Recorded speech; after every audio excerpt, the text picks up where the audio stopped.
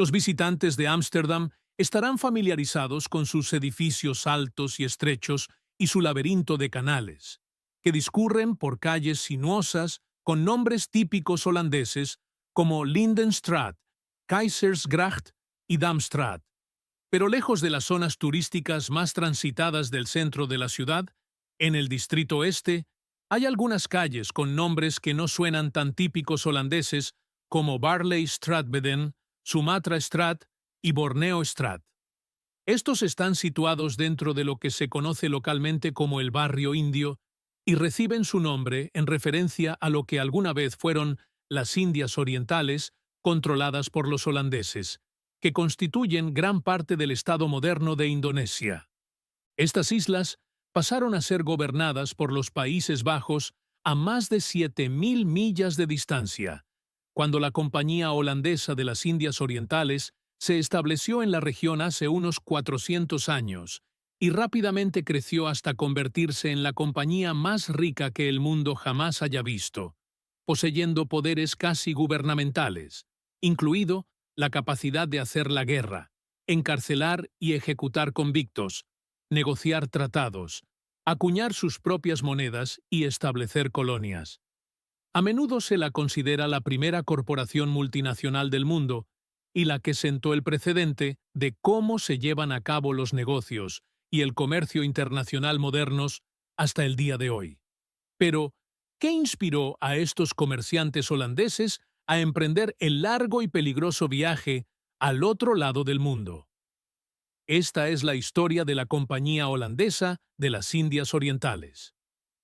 Antes de que Ámsterdam se convirtiera en el centro de la actividad comercial holandesa en el siglo XVII,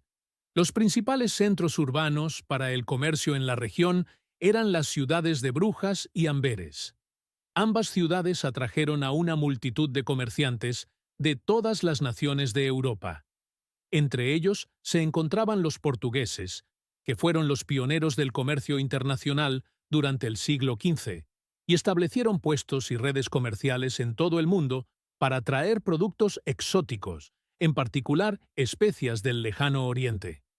En ese momento, los Países Bajos, junto con lo que hoy es Bélgica y Luxemburgo, estaban bajo el dominio de la corona española, que a su vez estaba en una unión dinástica con Portugal, como parte del imperio Habsburgo más amplio, que era la potencia europea dominante.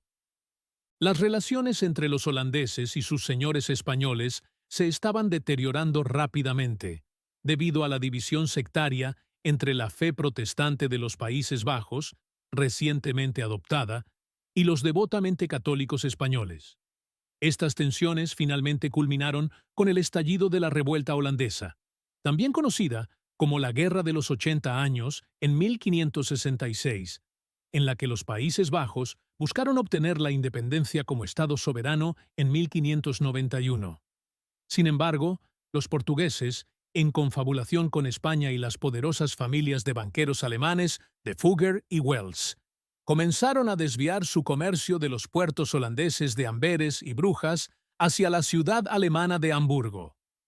Esto no solo privó a los holandeses de los beneficios del lucrativo comercio de especias, sino que también alteró la cadena de suministro global.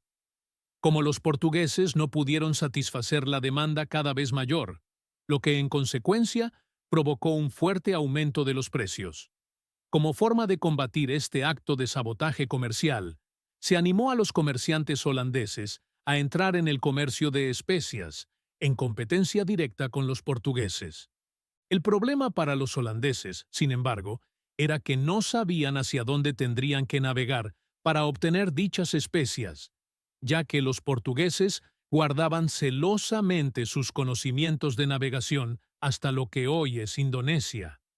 Después de trabajar en secreto para obtener y verificar las cartas náuticas para llegar a las Islas de las Especias en 1595, la primera flota holandesa de 4 barcos, bajo el liderazgo parcial de Cornelis de Hauptmann, zarpó hacia Banton, el principal puerto de pimienta en el oeste de Java.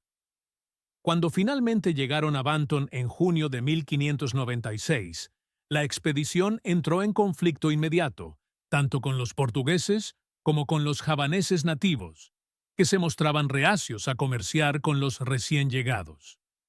Después de adquirir una pequeña cantidad de especias y de haber perdido a la mitad de su tripulación a causa de conflictos y enfermedades, la expedición decidió regresar a los Países Bajos al año siguiente con carga suficiente para generar ganancias suficientes. Estos esfuerzos se intensificaron en 1598, cuando una flota de 8 barcos, bajo el mando de Jacob van Neck, se convirtieron en los primeros comerciantes holandeses en llegar a las Islas Maluku, que eran la fuente directa de pimienta y nuez moscada en la región, lo que les permitió eliminar los intermediarios javaneses. Los barcos regresaron a Europa entre 1599 y 1600 y produjeron un asombroso beneficio del 400%. A pesar de la inmensa riqueza que se podía obtener de estas expediciones, eran riesgosas debido a la amenaza de enfermedades, piratería y naufragios que acabarían con la flota y su tripulación, lo que, desde la perspectiva de un inversor, eliminaría cualquier posibilidad de retorno en su dinero.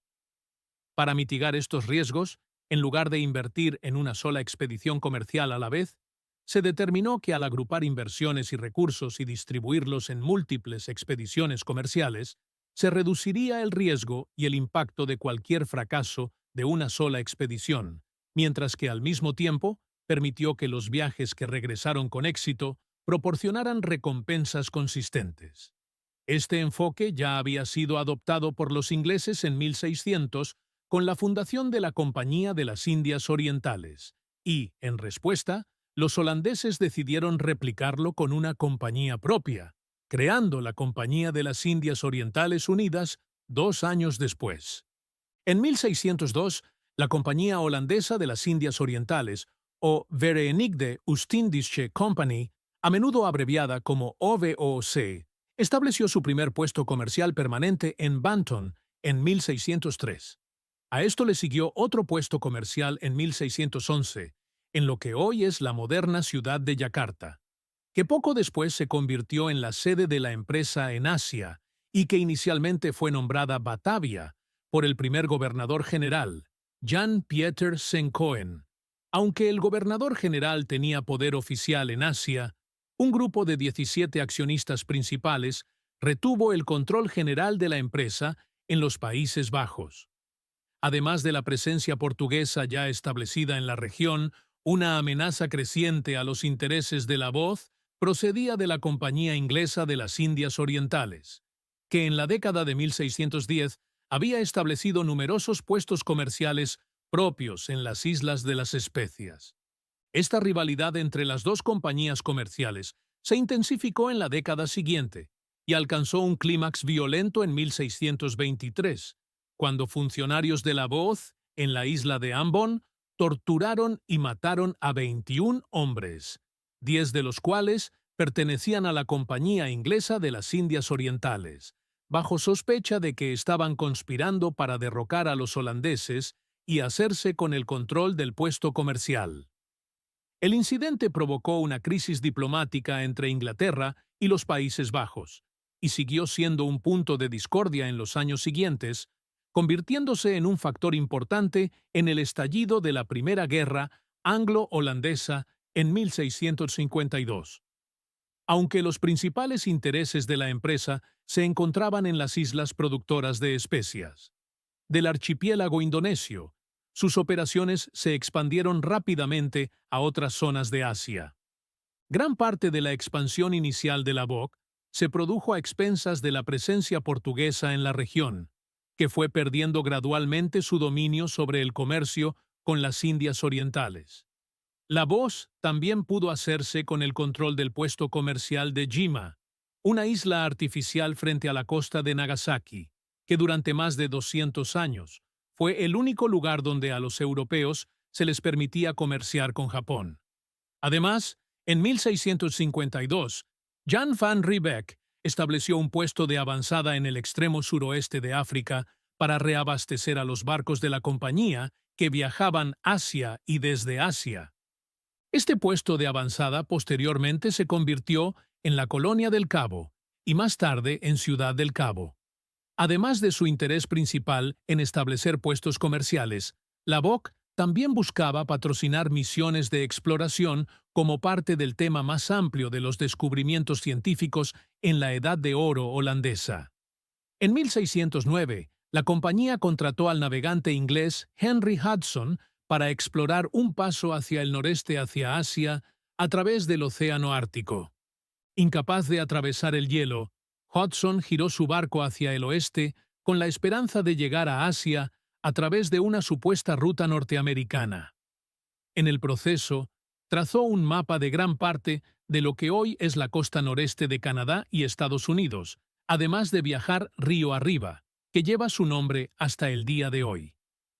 El asentamiento holandés de Nueva Ámsterdam se fundaría más tarde en la desembocadura de este río, y posteriormente crecería hasta convertirse en la ciudad de Nueva York.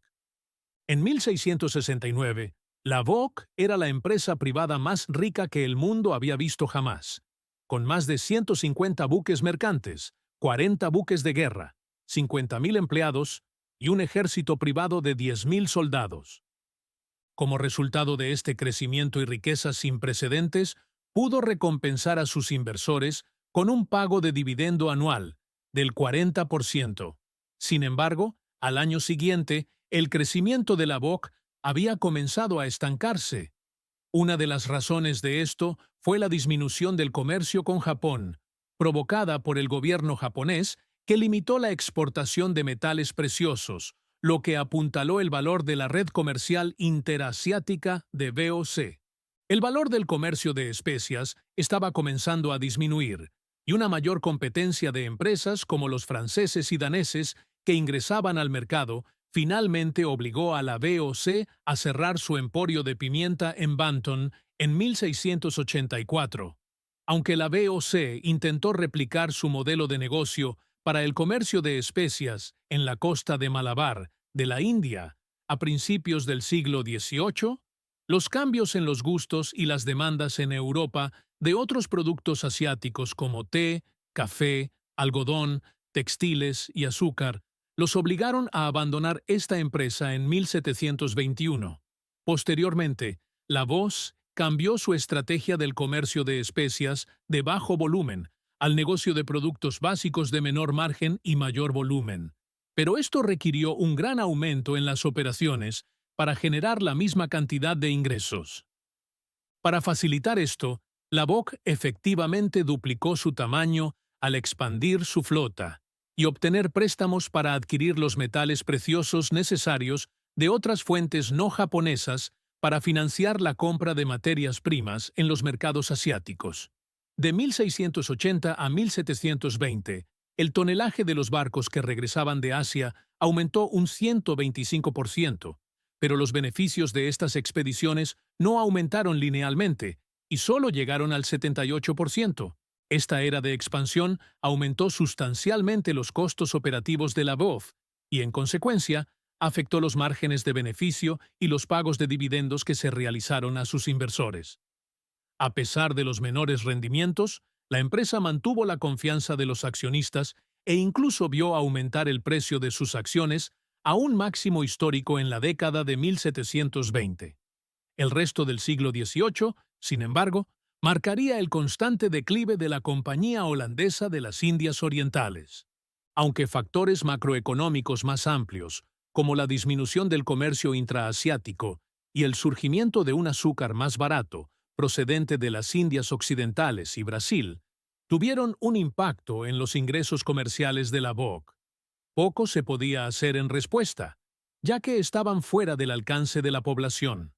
Por el contrario, hubo múltiples fallos causados por la propia empresa, como liderazgo incompetente, corrupción y mala gestión financiera, que exacerbaron el daño que ya se estaba causando a la empresa. Quizás el ejemplo más desastroso de la incompetencia de los BOC se produjo en 1740, cuando, en respuesta a un rumoreado levantamiento de la comunidad china en Batavia, los VOC, junto con los nativos javaneses, desataron una ola de violencia sin precedentes que se cobró la vida de más de 10.000 chinos residentes en la ciudad. A raíz de la masacre, La reputación de Bock quedó gravemente empañada, no solo en Asia, sino también en los Países Bajos, donde se abrió una investigación oficial para iniciar procedimientos judiciales contra el gobernador general, Adrian Balkanir, que más tarde murió en una prisión en espera de juicio en 1780. Aunque la empresa enfrentaba enormes problemas, seguía operando a gran escala y generaba rendimientos constantes para sus accionistas. Se elaboraron planes para reformar la empresa, para aumentar su rentabilidad y restaurar gran parte del prestigio que se había perdido en las últimas décadas. Sin embargo, el estallido de la Cuarta Guerra Anglo-Holandesa ese año llevaría a la Bock a la quiebra. En los 100 años transcurridos desde la Tercera Guerra Anglo-Holandesa, en la década de 1670, los británicos habían eclipsado a los holandeses como principal potencia marítima y colonial de la época. La Royal Navy dominaba ahora los océanos del mundo y era capaz de infligir daños irreparables a las flotas y puertos no solo del Estado holandés, sino también de las posesiones de ultramar de la Bosch.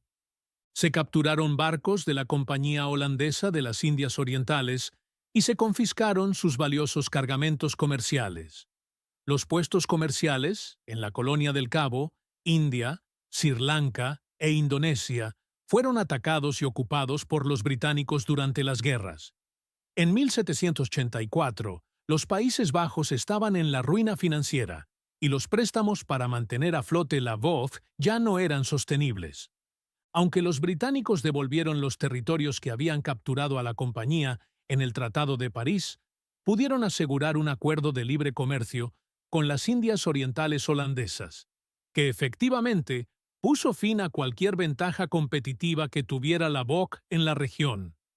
El 1 de marzo de 1796, la Compañía Holandesa de las Indias Orientales fue nacionalizada formalmente por la entonces República de Batava, poniendo fin a casi 200 años de lo que alguna vez fue la compañía más rica que el mundo jamás había visto.